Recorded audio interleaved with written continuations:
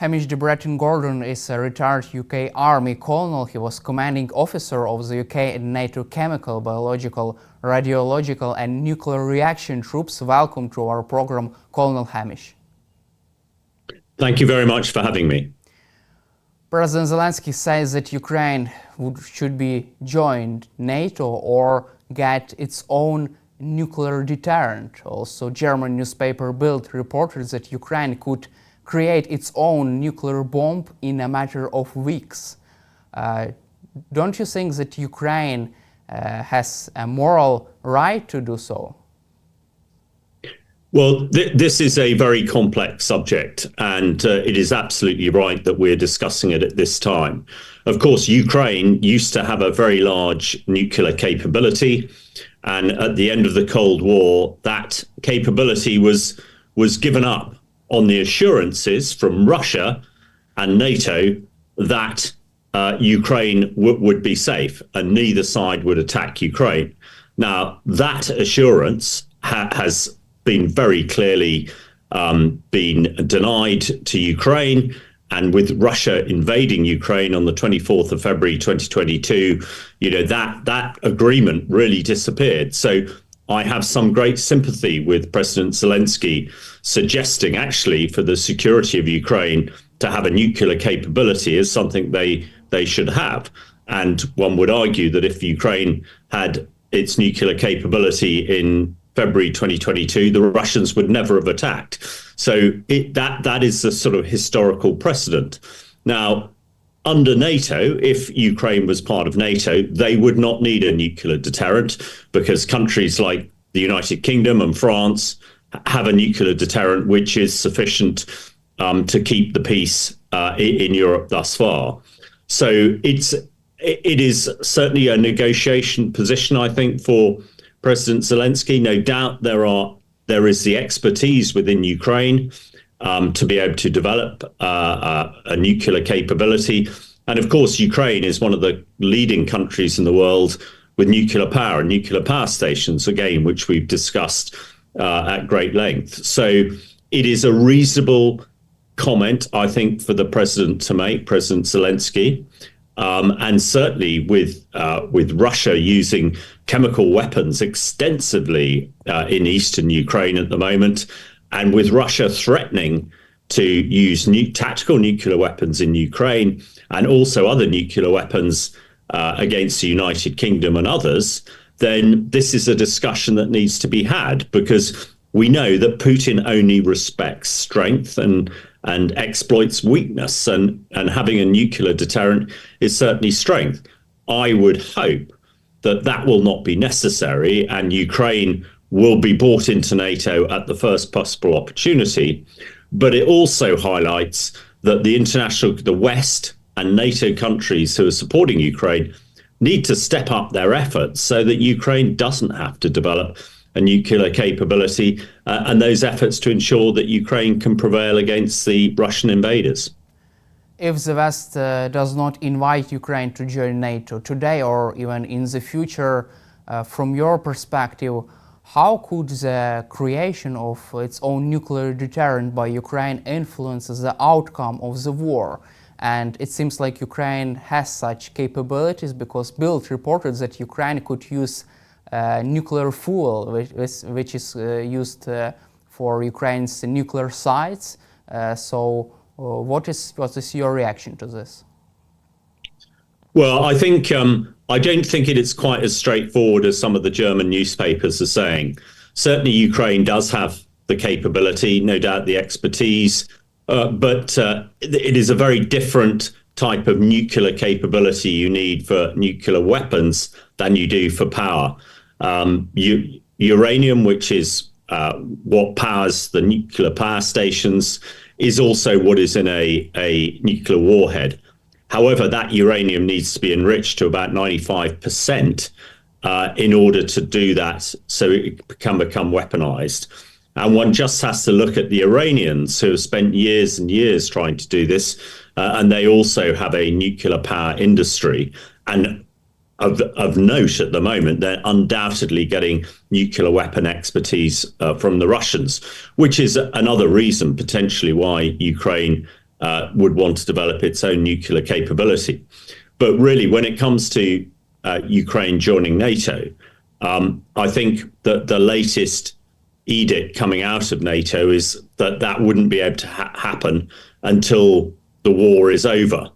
So it's a bit of a, as we say in the UK, a chicken and egg situation. You know, which one comes first? NATO countries need to ensure that Ukraine prevails, to make sure that the Russian invaders are pushed back to Russia, and then they'll be in a position to for Ukraine to join NATO, or an arrangement where NATO assures the security of Ukraine. Obviously, prior to the 24th of February 2022, whatever arrangement NATO had with Ukraine wasn't sufficient to deter the Russians. So I think it is a conversation that needs to be had, and had in the open, so that Russians know this is really serious. Because if Ukraine did develop a nuclear capability, then the Russians, I think, would be very much on the back foot. But I think it's a discussion to be had, and one will hope that it will galvanize the United States and NATO countries to enable Ukraine to win this conflict as quickly as possible, to restore peace in Europe, which I think everybody wants except Putin. But it is crucial that Putin's forces are defeated in Ukraine and sent back to Russia. Vladimir Putin says that he would not allow Ukraine to create its own nuclear weapon and nuclear capabilities. Does it mean that such creation of nuclear deterrent could undermine Putin's narrative and could put even more pressure on him and could become a big disaster for a Russian war effort? What is your take on that? Well, again, this is a very complex issue. We know that Putin has been threatening nuclear strikes really virtually every day for the whole of this, 900-day plus war. So, I think Putin is bluffing when he's threatening nuclear attacks into Ukraine. Now, of course, if Ukraine had its own nuclear capability, I think that would make it even less likely. Putin would not want to, however extreme and crazy people think he is, I don't think he wants to spark a nuclear war, because that would end his own reign. And, he's a very selfish person. He likes to think he is a great leader like Alexander the Great and Frederick the Great, but he clearly isn't. So I think this is a challenging situation, but it is the right time to have this discussion, because I agree with your assertion that actually this gives something else for Putin to think about. We know that the Russian military has taken a severe hammering from the Ukraine military. They've lost hundreds of thousands of soldiers, thousands of tanks and aircraft. We know the Russian economy is at the point of breaking. And if it wasn't for countries like China buying cheap oil off them, it would have already collapsed. So I think things are getting more difficult for Putin, and he knows that if things keep going badly, that's going to be the end of his reign as the autocratic tyrant leading Russia at the moment. So I think it goes back to, it's very, very important that NATO and the US absolutely give Ukraine everything they need so that they don't have to go down this nuclear pathway. And once they have prevailed, once Ukraine's prevailed, then it would be appropriate for them to join NATO to make sure that a conflict like the Ukraine war does not happen again. NATO Secretary General Mark Rutte confirmed that North Korean troops are being deployed to the Kursk region of Russia. These forces are part of an elite unit of the Korean army, according to the New York Times.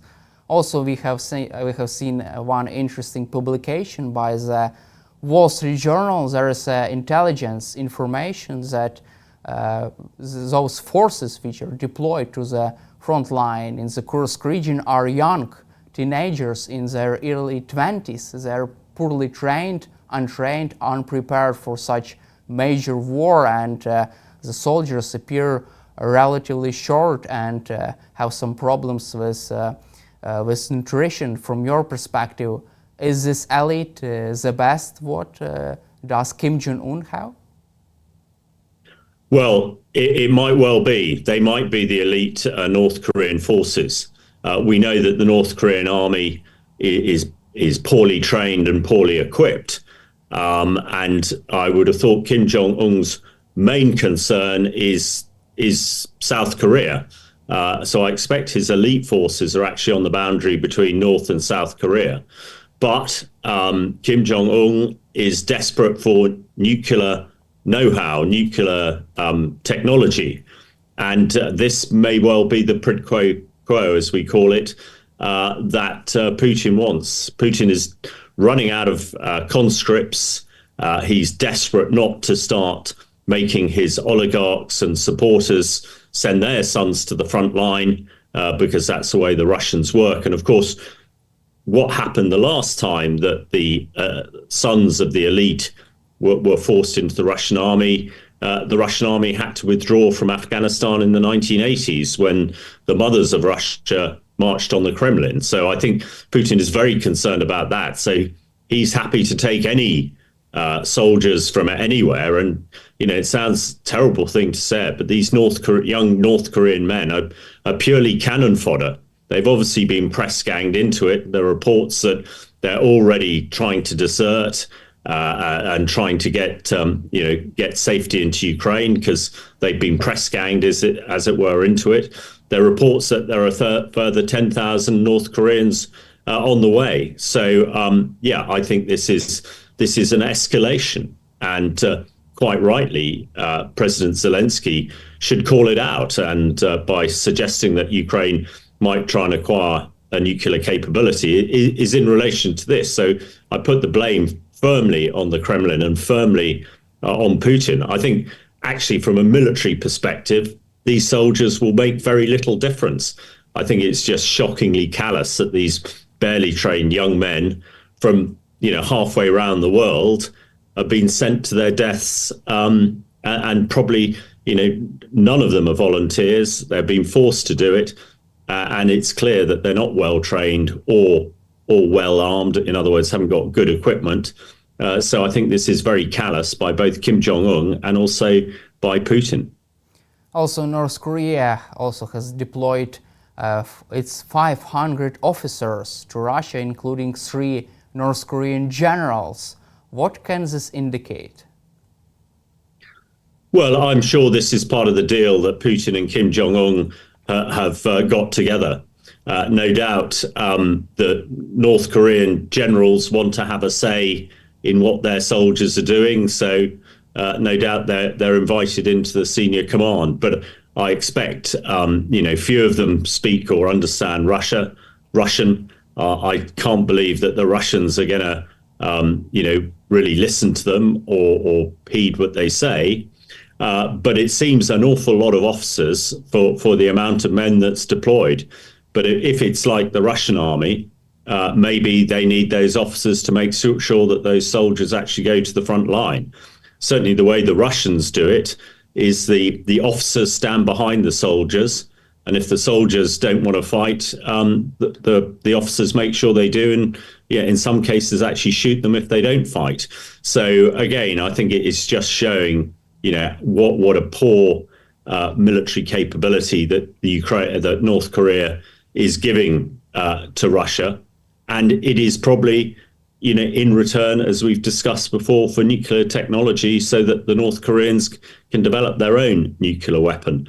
But I think actually it probably won't make a great deal of difference to the front lines themselves. But again, it is escalation, and therefore the US and NATO should help Ukraine escalate by giving them all the equipment they need, and most importantly, allowing them to use US and British weapons to strike targets in Russia, where a lot of the missiles are launched from that attack schools and hospitals in Ukraine. If Ukraine goes after North Korean generals, would it be a huge blow to Kim Jong-un? And does he expect this? Because they would be legitimate targets for Ukrainian armed forces. Well, there'll certainly be legitimate targets. I don't suppose Kim Jongun, the leader of North Korea, cares very much. I think he has similar sort of morals to President Putin. In other words, none at all. Doesn't care about casualties. Doesn't care about collateral damage. So yeah, they of course become legitimate targets if they enter the war. But it's a bit like, President Putin seems to care little for casualties on his own side, and certainly, he gets rid of his own generals at an alarming rate. So yeah, it's probably sad individually for these people, but I don't think Kim Jong-un cares one jot about his soldiers, and would not care if they were killed. All he's caring about is his own position as leader, and getting military capability like nuclear weapons, so that he can try and expand his tyranny, as Putin is doing in Ukraine. Also, Ukraine urged North Korean troops to surrender, promising food and shelter, according to the I Want to Live project, which is active and funded by the Ukrainian government. From your perspective, do you personally expect mass surrenders by the North Korean soldiers, and could they even support the Ukrainian side? Well, that's a lot of questions. I think it's clear that the North Korean soldiers, certainly the information we're getting, do not want to fight, and it's clear they're being very badly treated by the Russians. So the offer of food and safety, I expect, if they could surrender en masse, they would probably do it. But no doubt the Russians, as they do with their own soldiers who try and surrender, shoot them themselves. So yeah, I'm sure given the option, they'd surrender and come under the command of the Ukraine military. But I can't believe that the Russians will allow them to do that. Do you expect further escalation in the cooperation between North Korea and Russia? A Wall Street Journal suggested that this first deployment of the North Korean troops to Russia, 3,000 troops, could be a beginning of something bigger, of something more. Also, Kim Jong-un could assess the reaction of his population to this decision, and later he could deploy even more cannon fodder to Russia and Ukraine. What is your opinion on that? Well, that's the possibility for the Ukrainians to send more troops, the North Koreans send more troops to Ukraine. Yeah, is very possible. The North Koreans have an army of over 1 million men, so they've certainly got people there.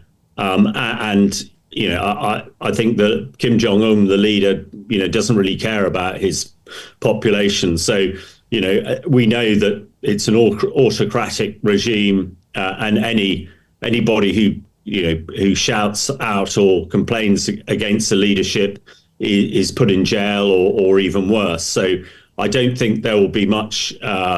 We won't hear much from North Korea if the mothers of these soldiers start to complain. So yeah, that's just the way things work in North Korea. But certainly, if Kim Jong-un is happy with what he's getting from Putin and the Kremlin, then I wouldn't be at all surprised if he's happy to send more of his manpower. But I think one must also realize that North Korea and South Korea have been in a sort of state of war for many years, and probably the number one priority on Kim Jong-un's mind is to make sure that he has a strong military, so that they couldn't be overrun by the South Koreans. And there's no indication that South Korea wants to do that. But then, Kim Jong-un is not a rational person, and probably wouldn't think that way. So this needs to be looked very closely. It is escalation,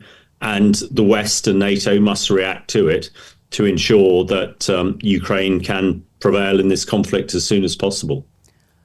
Russian dictator Vladimir Putin said that he would not be ready to any kind of concessions or compromise with Ukraine. At the same time, the head of the President Zelensky office, Andriy Yermak, said that Ukraine is ready to conduct negotiations with Russia in case of Russia's withdrawal from the territories which have been occupied since February 2022. Do you still think that it is possible to force Vladimir Putin to negotiate in good faith with Ukraine? Well, I'm rather cautious and not terribly confident that Putin will negotiate in good faith. Nothing he's done really since his time in office, and certainly nothing since he invaded Ukraine, shows that he has any good faith at all. The thing that will get him to the negotiation table is if Ukraine forces push the Russians out of the territory that they've seized since the 24th of February 2022, and also potentially the areas they've seized since 2014. And how they again do that is by NATO and the US giving them the capability to do it.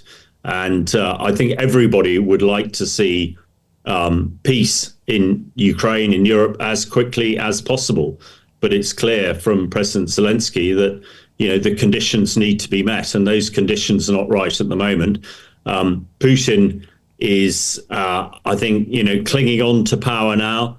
No doubt there are hawks in the Kremlin and in Moscow who are circling, looking for any weakness in Putin so that they can take over. And I don't think a new leader in Russia would be necessarily a bad thing, because I expect they would want to reset. And the economy in Russia is in a dreadful situation, and the military is much denuded as well. So, I don't think anybody expects to have a ceasefire negotiations anytime soon. But if we in the West can help Ukraine more, then that might force Putin's hand and force the Russians to the negotiation table. Also, we have heard some reports about the Russian elites, which becomes more aware about what is going on with Russia. There is criticism of Vladimir Putin's actions even on Russia's state television. So, Georgy Zyuganov, Communist Deputy of Duma, he supports war, but attacks fact that 40% of budget going to military and calls it unsustainable. We have followed the wrong approach for 10 years, he said.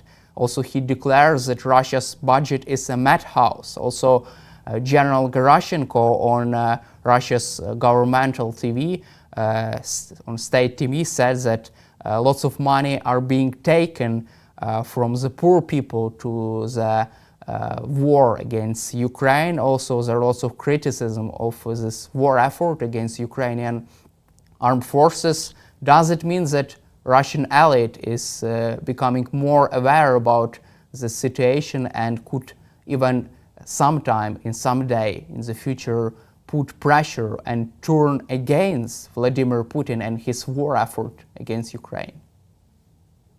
Well, it's certainly true that the Russian public seem to know, beginning to understand what's actually happening in Ukraine and what the Russians are doing, and the hundreds of thousands of people, Russian soldiers, who've been killed. So in a way, that is a good thing. And the fact that 40% of Russian economy is spent on defense, and we know that the Russian state is so corrupt that probably, at least half of that money is probably not going to tanks and bombs and bullets. It's going into the pockets of corrupt leaders within Russia. So, I too have heard the comments on state Russian TV and complaints of the way Putin is running things. So I think that that is a good indicator that actually people are running out of faith in Putin, beginning to question really seriously what he's up to. And if we look what happened with the Russian invasion of Afghanistan back in the 1980s, it is following a similar pattern. So hopefully this will develop further and will force the Kremlin to withdraw its troops from Ukraine, so that we can have that ceasefire and peace negotiations that I think everybody in the world wants as soon as possible. And my last question for you, I would like to cover the situation on the Middle East and the involvement of the West in this conflict.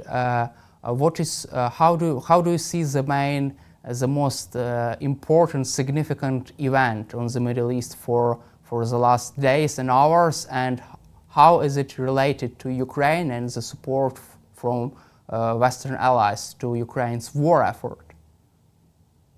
Well, unfortunately, I think that the two conflicts are inextricably linked, and the common denominator is Russia. Russia is getting missiles from Iran, and Russia is probably providing nuclear technology to Iran as well. But I think that last week's attack by Israeli Defense Force on various military sites in Iran using US aircraft, the F-35Bs, which also contain British technology, really should be a guide for the US and the UK and others to allow Ukraine to do similar. I see no difference from Israeli forces attacking Iranian sites with Western military equipment to Ukraine being allowed to do the same to bases in Russia that are launching attacks against Ukraine. So, you know, now that this has happened, and this is the second time that Israel has attacked directly into Iran, it really makes the argument for Ukraine to be able to do the same using Western military equipment into Russia very, very strong. So let's hope that that is reviewed very soon, because that would be a game changer, I think, for Ukraine to be able to do that. So both conflicts are linked. Russia is the one that is stirring both pots, if you like. Putin likes to see the international community focused on the Middle East so that they don't see the war crimes that he's committing in Ukraine. But he is naive if he thinks that's the case. So the main thing is that we in the NATO and the US must allow Ukraine to attack into Russia, as US has allowed Israel to attack into Iran. Thank you, Colonel Hamish, for your time and for supporting Ukraine, and glory to Ukraine. Thank you very much for having me. Glory to Ukraine.